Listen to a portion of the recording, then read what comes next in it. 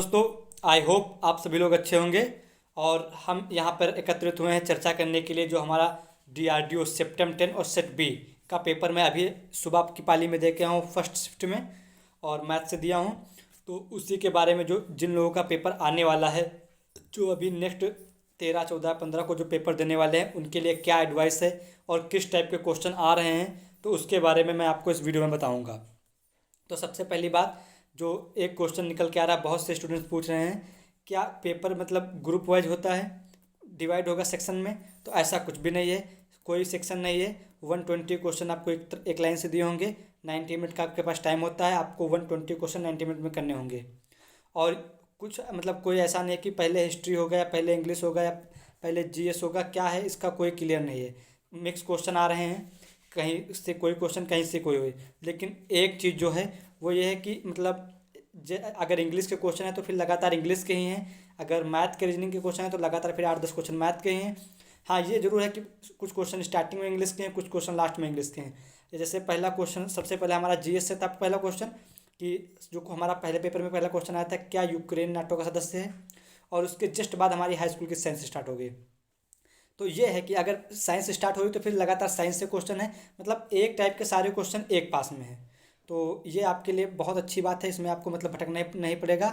और जो क्वेश्चन आते हैं वो कहाँ कहाँ से आते हैं, देखिए सबसे पहली बात साइंस के, तो जो हाई स्कूल की बेसिक साइंस है उससे क्वेश्चन आ रहे हैं। जैसे एक क्वेश्चन आता है टॉमसन ने मतलब क्या दिया, तो उसमें परमाणु मॉडल था, इलेक्ट्रॉन की खोज थी और रेडिएशन थी, मतलब 4 एग्जाम्पल आपको दिए, उसमें से एक टिक करना था।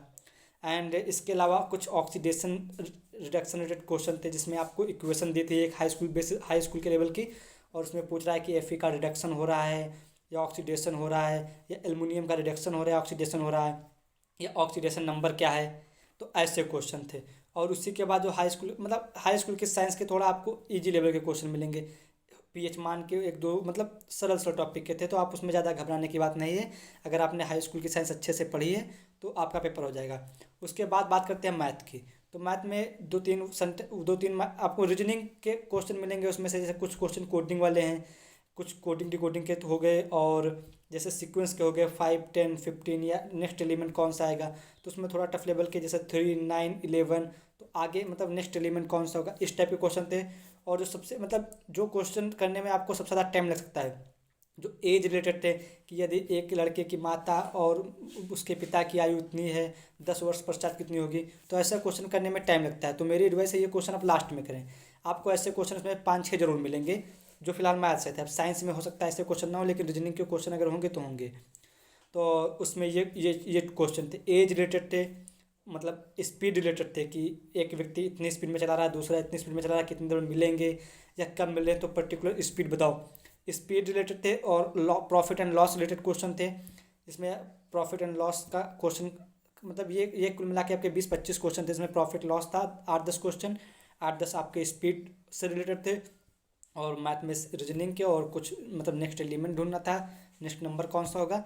ऐसे कुल मिला के मैथ के क्वेश्चन आए थे। ज़्यादा प्रोबेबिलिटी के क्वेश्चन थे, करीब 4-5 प्रोबेबिलिटी के क्वेश्चन बहुत ही ईजी थे। मतलब एक जैसे आपको सबसे सरल क्वेश्चन जो मुझे याद आ रहा है, उसमें दिया था 1 2 3 4 5 6, और उसके बाद दिया था पासा फेंकने पर सम आने की प्रोबेबिलिटी, आप सिंपली काउंट कर सकते हैं, 0.5 आएगी। तो ऐसे ऐसे क्वेश्चन थे। या पूछ लेता साइन 30 का मान, तो साइन 30 का मान अब जिसको हाई स्कूल जिसने इसे ईजिली पढ़ा है, आसान मतलब अच्छे से पढ़ा है, उसके लिए क्वेश्चन बहुत आसान थे। और इसके बाद अगर बात करते हैं जो हमारी हिस्ट्री या के रिलेटेड थे, उसके भी क्वेश्चन थे। आपको डिफेंस के थोड़ा बहुत नॉलेज होना चाहिए। जैसे हमारे में जो एक क्वेश्चन आया था, वो आया था कि मतलब क्रूज मिसाइल का नाम बताओ। तो उसमें 4 ऑप्शन आपको दिए होंगे, उसमें से आपको सिलेक्ट करना है। ऑप्शन में से अस्त्र दिया होगा, नाग दिया होगा, आकाश दिया होगा, तो जो आपके लिए शस्त्र जैसे तो जो आपको सही लगता है उसमें जो आपके क्वेश्चन में आए, तो आप उसमें सही, तो आपको लिए के नॉलेज होनी चाहिए, और मेनली ये रक्षा सौदों की वजह से। और जो कुछ इंटरनेशनल संगठन थे, जैसे पूछ रहे थे इनका काम क्या है। संविधान से 2-4 क्वेश्चन थे हमारे कॉन्स्टिट्यूशन से, कि किस मतलब अनुच्छेद में दिया गया है मौलिक अधिकारों का वर्णन, ये सब थे। तो फिलहाल जो हमारे संविधान या जो के थे, वो ज़्यादा मतलब टफ कम ही क्वेश्चन थे इस पेपर में हमारे वाले में, और थोड़ा कम था। तो मतलब इतना हार्ड लेवल का नहीं था। हार्ड लेवल के थे मैथ के रीजनिंग के क्वेश्चन, जिनको करने में टाइम बहुत ज़्यादा लगता है। और इंग्लिश इंग्लिश से करीब 35-40 क्वेश्चन थे। और इंग्लिश में आपको मतलब एंटोनिम थे, अच्छे खासे सिनोनिम थे, और करेक्ट स्पेलिंग आपको मतलब ढूंढनी थी, उसमें सेलेक्ट करना था। और मतलब वो था लाइन, आपको मतलब उसमें फिल इन द ब्लैंक्स थे, आपको नीचे वर्ड दिया था, आपको उसमें से सिलेक्ट करके उसमें फिल करना है। और एक्टिव पैसिव के थे, एक्टिव पैसिव में बेसिकली हमारे इम्परेटिव सेंटेंस के थे, और डायरेक्ट इनडायरेक्ट के काफ़ी अच्छे क्वेश्चन थे, और मतलब वन वर्ड सब्स्टिट्यूशन थे। तो ये हमारा इंग्लिश का था। इंग्लिश में आप एक चीज़ ध्यान रखिएगा, अनसीन पैसेज को क्वेश्चन बहुत सरल थे उसमें, अगर आप पैसेज ध्यान से पूरा पढ़ लेंगे तो आपका पेपर बहुत आसानी, मतलब एक पैसेज होगा, उसी पैसेज से अगले 3 4 5 क्वेश्चन आपको उसी पैसेज से करने थे।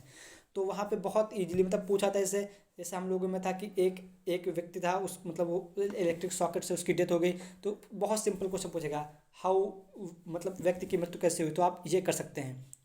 तो ऐसे क्वेश्चन थे, और ज़्यादा मतलब पेपर लेंदी होता है, तो एडवाइस यही है कि आप लोग पेपर देने जाएं तो मतलब पहले आप जल्दी जल्दी आप वो क्वेश्चन करते जाइए जो आपको आते हैं, आप उनको तुरंत टिक लगा दीजिए, जो आप एक नज़र में आप कर पाएँ उसको तुरंत टिक लगा दीजिए।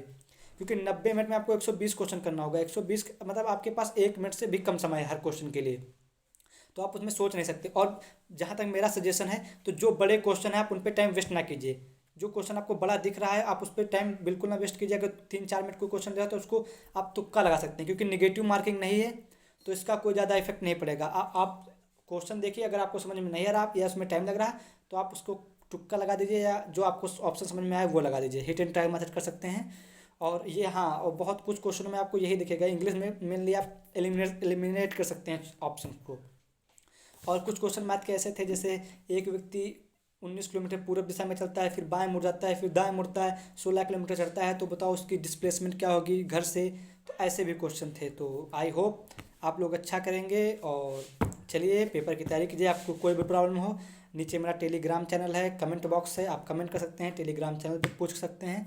Thank you, all the best.